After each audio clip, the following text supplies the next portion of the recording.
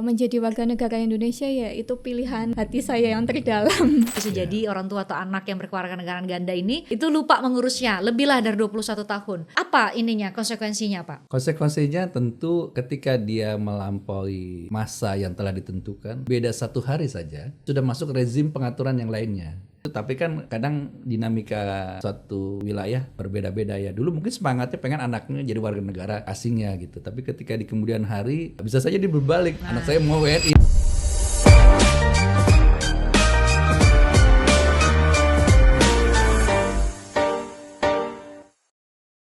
Kita jumpa lagi di WhatsApp Waktunya Hukum Menyapa, podcast Kementerian Hukum.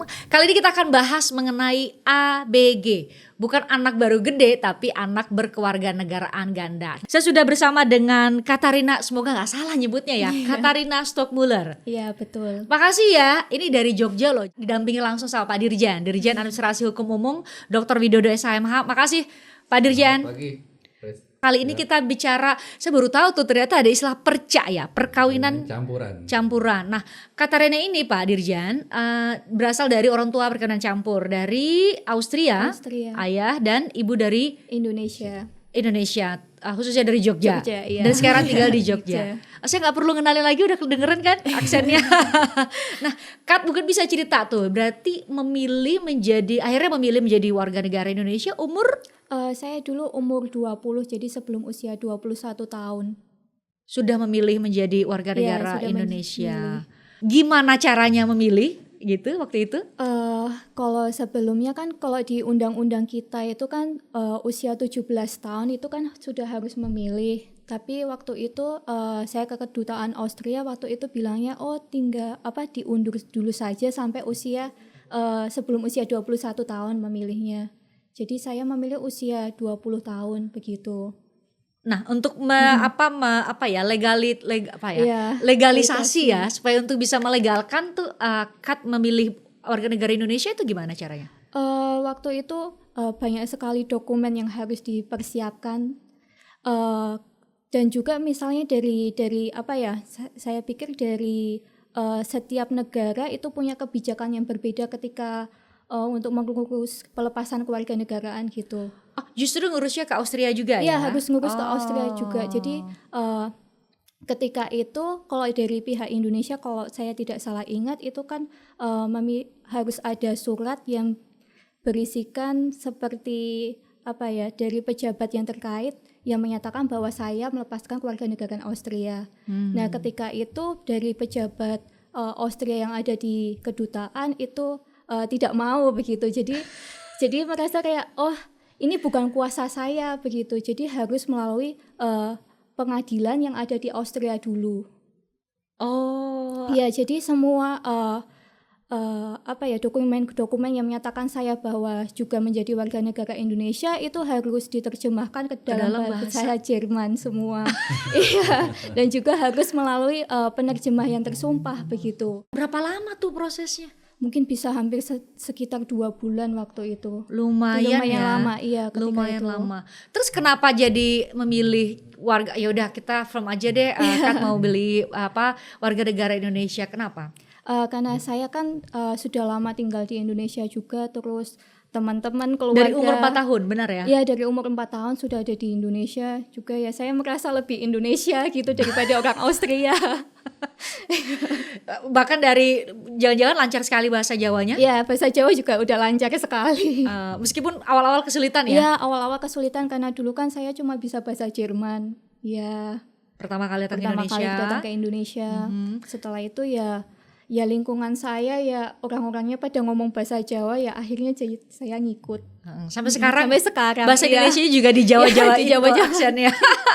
Kan suka punya 2 buku loh sekarang, Pak Dirjen punya 2 buku dan produktif sekali penulis. Jadi Kat ini sempat cerita katanya dulu dikira kalau bule itu harus bisa bahasa Inggris. Harus bisa bahasa Inggris. Padahal dianya bisa bahasa Jerman karena ayah dari Austria, dari Austria. berbahasa Jerman. Iya, bahasa Jerman.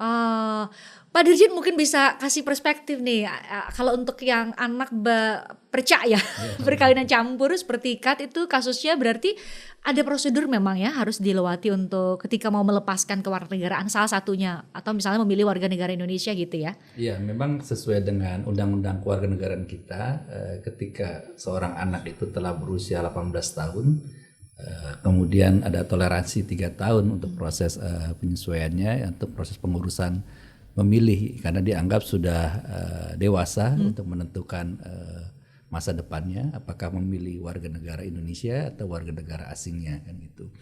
Nah tentu ada banyak persyaratan tadi disampaikan oleh Katerina, di antaranya supaya tidak terjadi dualisme kewarganegaraan yang terus-menerus. Salah satunya harus melepaskan dan kemudian harus ada pernyataan dari negara tersebut. Ya tentu mekanismenya berbeda-beda. Tadi Katerina sampaikan untuk di Austria dia harus melalui penetapan pengadilan ya, aspek legalnya itu untuk beliau dinyatakan lepas kewarganegaraan sehingga dia bisa memilih dan mengurus proses kewarganegaraan di Indonesia. Dan memang undang-undang kewarganegaraan kita menganut kewarganegaraan tunggal.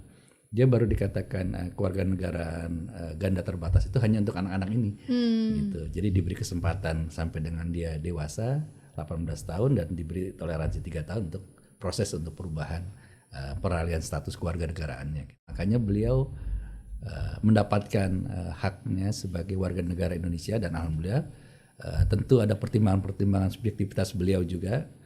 Tadi karena mungkin culture-nya, budayanya dan ini menunjukkan bagaimana yang bersangkutan sangat mencintai lingkungannya gitu. Bahkan tadi bahasa Jermannya sudah seperti mengarah bahasa Jawa. Dengan aksen Jawa ya, betul. Nah seringnya ya Pak Dirjen ya, seringnya kan orang tua atau anak yang berkewarganegaraan ganda itu lupa ngurusnya. Dia sampai batas maksimal. Kenapa Kat bisa ingat? Diingetin orang tua atau tahu dari mana informasinya? Diingetin orang tua terus karena juga waktu itu orang tua ikut komunitas perkawinan campur gitu. Iya, jadi ada sosialisasi gitu. Nih jangan sampai nih lewat umurnya. Iya, jangan sampai lewat gitu. Oke. Kalau perkawinan campur misalnya ikut salah satu keluarga salah satu orang tua gitu. Pak Dirjen apa konsekuensinya kalau misalnya lupa gitu dengan segala alasan ya Pak, lupa tidak tahu aturan atau bisa jadi juga karena kesibukan ya Pak, bisa jadi orang tua atau anak yang berkewarganegaraan ganda ini itu lupa mengurusnya lebih lah dari 21 tahun. Apa ininya konsekuensinya Pak? Konsekuensinya tentu ketika dia melampaui masa yang telah ditentukan, beda 1 hari saja, itu sudah masuk rezim pengaturan yang lainnya. Sama seperti halnya ketika warga negara asing ingin menjadi warga negara Indonesia, karena konsekuensinya kewarganegaraan Indonesia dia akan lepas. Oh jadi lepas dulu. Lepas dulu, sehingga dia akan masuk ke dalam warga negara asing. Sehingga ketika dia ingin balik lagi menjadi warga negara Indonesia, maka konsekuensinya dia harus melakukan permohonan menjadi naturalisasi lagi gitu, yang harus dilakukan tadi dengan prosedur yang lebih ketat lagi gitu. Nah ini juga makanya kemudian kita mengingatkan kepada teman-teman kita yang kebetulan anaknya berstatus ABG dan juga perkawinan campuran ya orang tuanya, untuk benar-benar sangat-sangat perhatian, harus memberikan perhatian lebih ketika anak itu sudah berusia 17 tahun kan, tinggal setahun lagi tuh dia durasinya untuk segera menentukan sikap kewarganegaraannya gitu. Gitu. Yang jelas di dalam konstitusi kita kalau memang ternyata dia di sana lepas juga dianggap, maka baru kita urus untuk, karena negara kita tidak boleh mengakui stateless juga, dia harus dilindungi. Makanya kan di dalam konstitusi kita baik dia memperoleh, termasuk dia memohon, termasuk dia melepaskan dan kembali lagi juga dimungkinkan ke warga negara kita. Itu jamin oleh konstitusi kita gitu, Undang-Undang Dasar 1945. Tadi kan Kat udah cerita kalau ngurus di Austria itu harus melalui putusan pengadilan setempat ya di Austria. Kalau pas waktu ke Indonesianya pas setelah memutuskan memilih kira-kira apa saja yang diurus waktu itu untuk bisa keluar paspor Indonesia ya?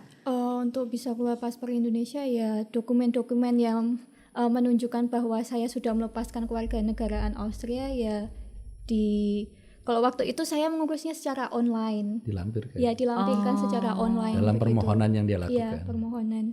Oke, jadi setelah dapat berkas-berkas dari otoritas Austria, terus itu ditunjukkan ke secara online. Ya secara online ke Dirjen AHU Nah ya. ini Pak Dirjennya.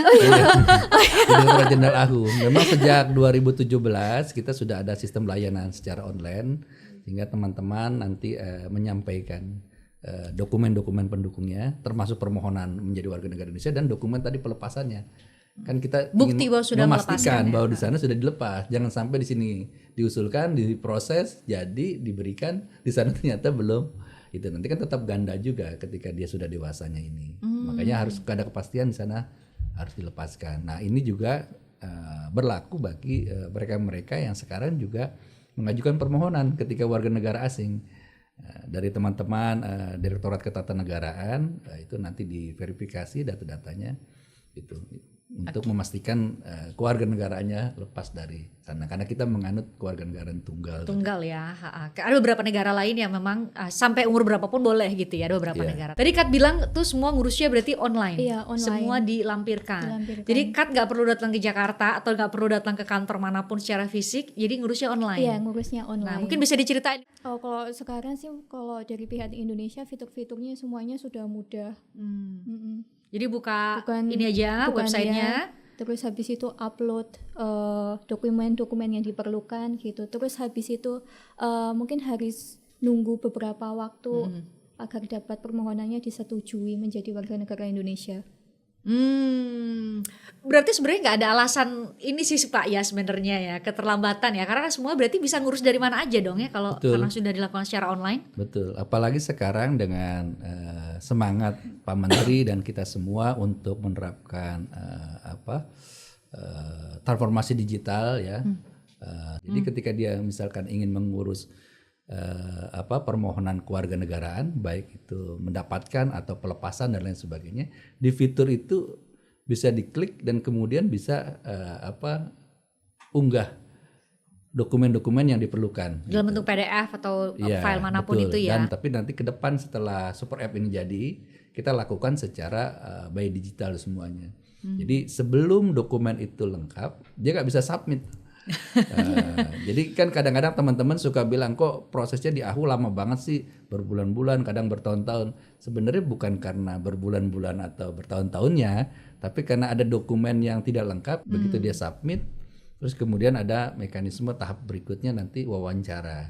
Nah wawancara pun kita berharap karena sekarang teknologi sudah semakin maju tidak mesti harus hadir tapi cukup melalui video conference ya, Zoom atau Google Zoom Meet dan gitu lain ya. segala macam dengan sarana yang ada sehingga memudahkan dilakukan di mana saja. Karena Indonesia kan nggak jauh-jauh.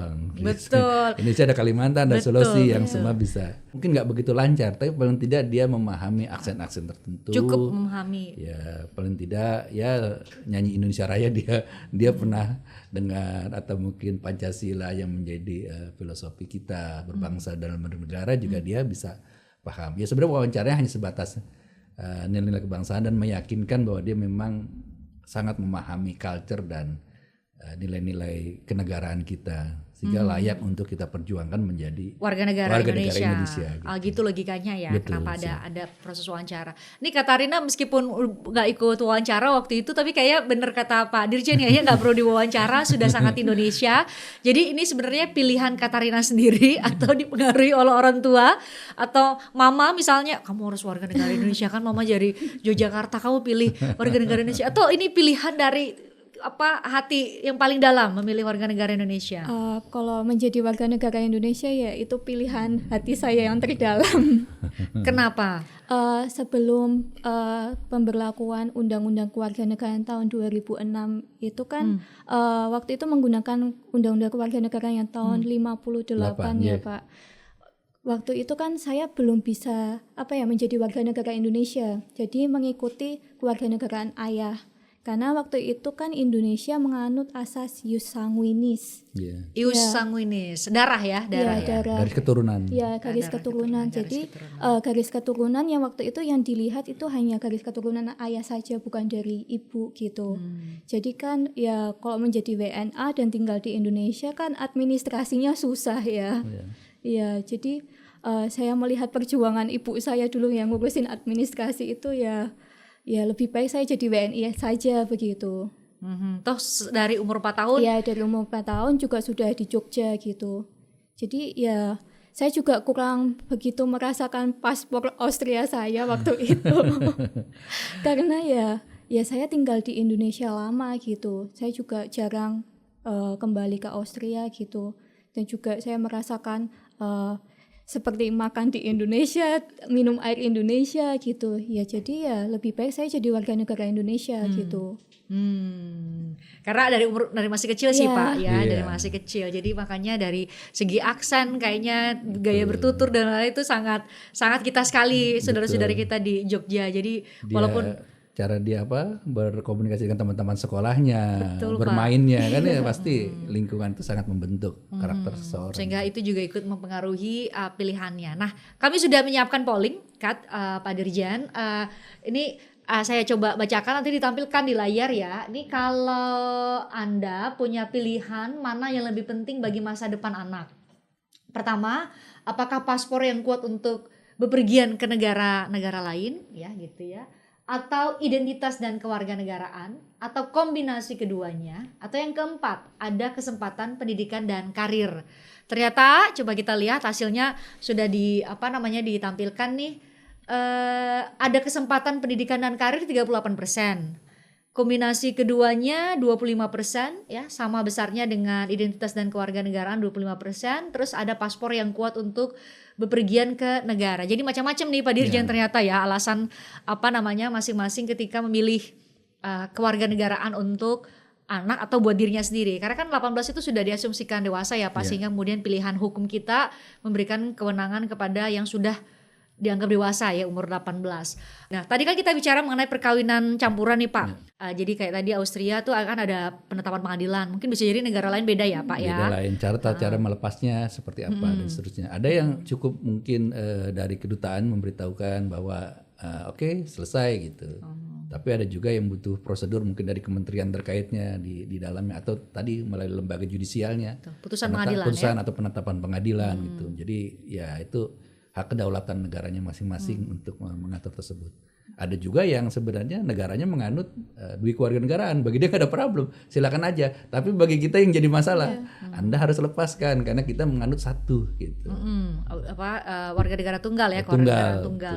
Pak, itu kan kalau yang orang tua yang kebetulan kemudian melahirkan di ini. Tapi ada juga misalnya hanya ya tidak tinggal sih Pak, tapi hanya misalnya karena dengan alasan tertentu, misalnya juga termasuk kepercayaan atau keyakinan pada fasilitas kesehatan di negara tertentu, misalnya Pak, ibaratnya hanya lahiran aja di sana, kemudian misalnya negara itu penganut ius soli, tetap Pak, jadinya otomatis kewarganegaraan ganda. Ya, kan sekarang ya mungkin situasi kondisi masyarakat berbeda-beda ya. Pada masa lalu mungkin karena faktor pekerjaan, faktor pendidikan gitu. Tapi sekarang ada juga yang dibilang wisata melahirkan atau apa namanya, quote and quote ya. Artinya saya pengen anak saya kira-kira kewarganegaraan ganda di negara yang menganut ius soli. Istri saya misalkan sudah 8 bulan nih, 9 bulan, saya ajak aja ke negara itu. Dia melahirkan di rumah sakit tempat sana. Otomatis bisa ABG. Iya. Dan harus mengikuti prosedur ketika memilih, harus memilih gitu ya. Ini yang jangan kemudian semangat seperti itu, tapi kan kadang dinamika suatu wilayah berbeda-beda ya. Dulu mungkin semangatnya pengen anaknya jadi warga negara negara asingnya gitu. Tapi ketika di kemudian hari ya, bisa saja dia berbalik. Anak saya mau WNI. Nah itu yang repot ya nanti. Ini Pak yang mau saya tanya berikutnya Pak. Jadi ada pertanyaan dari netizen, katanya gini, bisa nggak ya orang tua, kalau tadi kan Katarina bilang ini mau panggilan hatinya gitu, tapi bisa nggak ya orang tua yang menentukan kewarganegaraan anaknya Pak? Ya secara dalam arti memaksakan kehendaknya tidak bisa. Karena kan anak juga dilindungi oleh Undang-Undang Perlindungan Anak. Tapi yang dalam arti orang tua mempengaruhi karena faktor darah dagingnya, ya dia menentukan karena garis keturunan atau karena orang tua tadi. Ya dia punya semangat, kita lahiran di luar negeri di negara atau yang alasan tertentu lagi studi atau apa gitu ya. Itu kalau itu masih dimungkinkan, tapi dia ketika anak itu sudah lahir dan kemudian statusnya ABG, nah, terus orang tua memaksakan kamu ke sini ya gitu. Nah, itu enggak boleh. Dia tetap biarkan anak itu menentukan, makanya kemudian diberi ruang bagi anak itu sampai dengan dewasa untuk menentukan status kewarganegaraan dan masa depannya.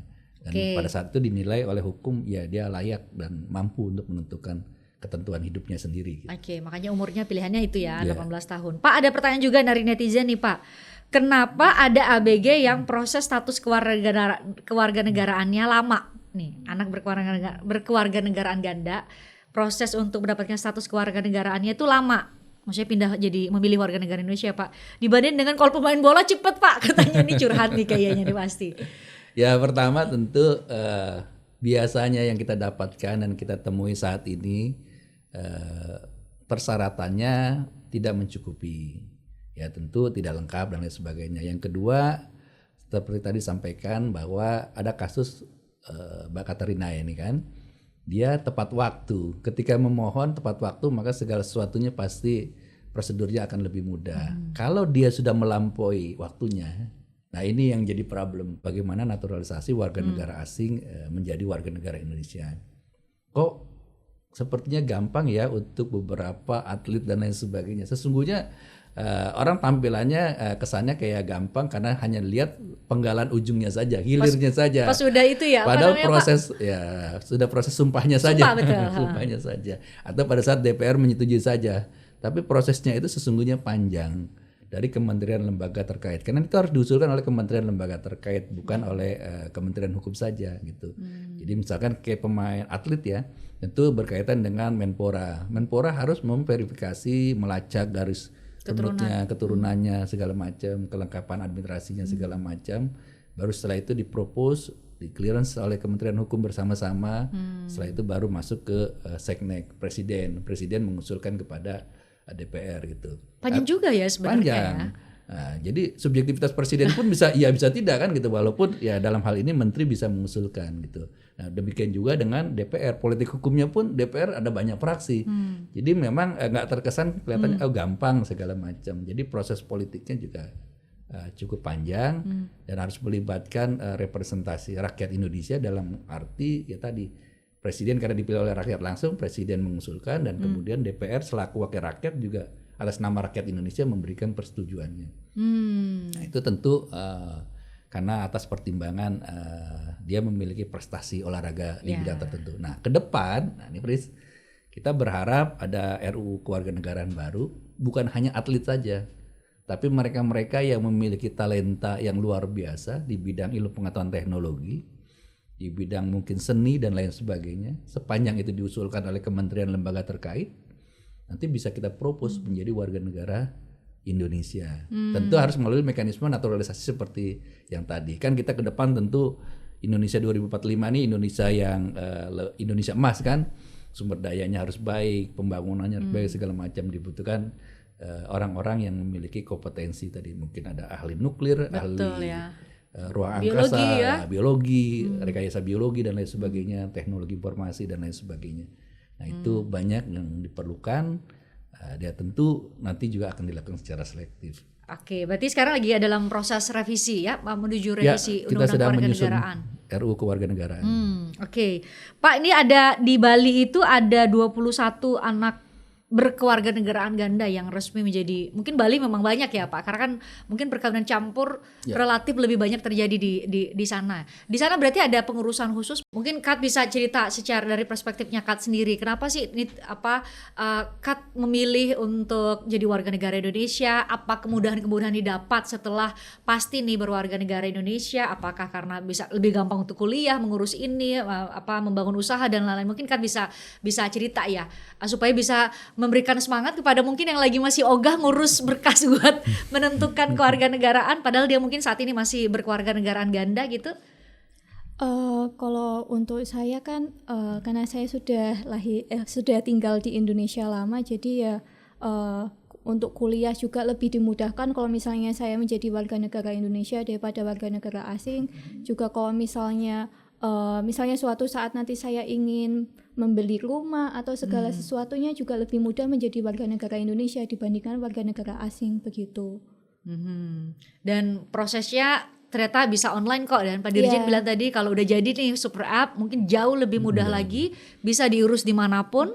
Proses wawancara pun mungkin bisa dilakukan secara online. Apa keuntungan-keuntungan yang bakal didapat sih Pak sebenarnya kalau status kewarganegaraan seseorang itu tuh jelas? Dia punya KTP, dia punya paspor lengkap. Apa yang bisa keuntungan kita sebagai warga negara? Apa Pak? Pertama memang banyak yang bertanya-tanya, kenapa sih Indonesia harus kewarganegaraan tunggal?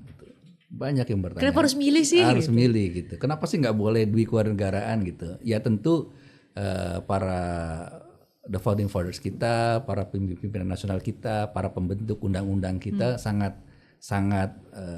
jeli dan sangat mempertimbangkan ya. Kita punya Sumpah Pemuda 1928. Itu salah satu reasoningnya antara lain yang menjadi pertimbangan selama Sumpah Pemuda itu belum berubah, ya tentu akan selamanya Indonesia menjadi kewarganegaraan tunggal ya pada prinsipnya. Kalaupun ada ganda, ya ganda terbatas tadi. Karena tadi satu nusa, satu bahasa, satu bangsa dan seterusnya, satu tanah air dan seterusnya. Jadi itu bagian dari komitmen kebangsaan kita bahwa kita semua harus tunggal gitu satu. Nah, yang kedua, ketika dia menjadi warga negara Indonesia, tentu segala hal yang menyangkut tentang status kewarganegaraan dan juga kedudukan dia di dalam hukum tentu lebih mudah dan lebih ada kepastian. Dalam hal misalnya kepemilikan aset saja, benda tetap ya, seperti tanah. Kalau seperti Katrina ini dia punya hak untuk menjadi pemilik kan gitu, hak miliknya kan gitu. Atau dia membuka usaha dan lain sebagainya, perusahaannya pun bisa menjadi hak guna bangunan dan lain sebagainya. Termasuk dalam hal warisan dan lain sebagainya, dia kalau benda tetap maupun benda bergerak. Tapi bagi yang WNA tentu akan ada batasan-batasan itu. Sehingga nanti ketika dia mendapatkan hak itu, misalkan orang tuanya mewariskan segala macam, ya maka dengan perbedaan status itu dia harus mengalihkan aset itu gitu ya. Misalkan itu sudah ribet banget kebayangnya. Sudah ribet sekali gitu. Jadi ya ini salah satu keuntungan yang kita miliki ketika yang bersangkutan menjadi warga negara Indonesia. Nah, bahwa kemudian tiap negara berbeda-beda tentu ya lain ladang lain ilalang dan istilah pepatah bilang. Saya pernah ke tempat leluhurnya Katrina misalkan Austria. Ya mungkin bagi orang ada pertimbangan berbeda-beda, tapi bagi teman-teman atau saudara-saudara kita tadi buktinya Katrina bilang Indonesia jauh lebih homey bagi kami, lebih nyaman bagi kami untuk tempat tinggal secara dan kultural secara emosional lebih dekat dengan budaya Indonesia. Betul. Gitu ya. Nah, jadi ini menjadi salah satu pertimbangan kita ke depan. Toh juga negara kita dari waktu ke waktu terus berubah menjadi lebih baik lagi dan lebih maju lagi. Gitu. Kalau persoalan benefit lainnya saya pikir itu tiap-tiap itu punya ya ada kelebihan dan ada yang masih perlu ditingkatkan lagi. Ya minimal saat sekarang menuju asuransi semua tuh kan pakai NIK ya, nomor induk kependudukan ya itu jauh lebih memudahkan lah. Apalagi sekarang kita tengah memperbaiki menuju ke sana ya Pak, satu identity number untuk berbagai macam keperluan termasuk asuransi kesehatan, keuangan dan lain-lain. Semoga itu akan sangat membantu kalau kita jelas ya kewarganegaraannya pada saat sudah dewasa, apalagi Pak yang umur 18. Pak berarti terakhir Pak, ini berarti lagi mau menuju direvisi, menuju perbaikan undang-undang kewarganegaraan Bapak sebut tadi ya? Iya, sekarang saat ini sedang dalam tahap masih penyusunan, belum kita propose menjadi usul inisiatif Presiden kepada DPR ya. Tapi kita sudah melibatkan teman-teman kementerian lembaga tentu. Ada beberapa hal yang kita tambahkan gitu ya berkaitan dengan memperoleh kewarganegaraan termasuk juga kehilangan kewarganegaraan dan lain sebagainya. Nah, kalau selama ini misalkan ada orang ingin melepas kewarganegaranya dengan mudah menjadi warga negara asing, nah, tentu sekarang akan sangat selektif gitu. Selain dari yang sekarang sudah ada beberapa institusi, ya tentu kita tambahkan misalkan perbankan dan misalkan pertanahan. Kemudian mungkin ada lembaga lain misalkan narkotika, APH, penegak hukum segala macam. Jangan sampai seseorang ketika dia melepaskan warga negara Indonesia pindah ke negara lain, dia meninggalkan sejumlah masalah. Demikian juga sebaliknya nih, Pris. Ketika seseorang ingin menjadi warga negara Indonesia, dari warga negara asing menjadi warga Indonesia sudah dewasa, gitu ya, sudah menempuh 5 tahun berturut-turut atau mungkin 10 tahun selang-seling. Nah itu pun juga kita meminta keterangan dari pihak kedutaan besarnya. Apakah yang bersangkutan selama menjadi warga negaranya Baik atau tidak? Baik atau tidak. Punya punya masalah catatan hukum kriminal ya, atau tidak, ya. Jangan sampai dia menjadi warga Indonesia jadi masalah gitu. Oke. Semoga lancar Pak proses revisinya Amin, ya, amin. Dan supaya mohon dukungan dan bantuan semua dari teman-teman dan seluruh pemirsa dan masyarakat sekalian.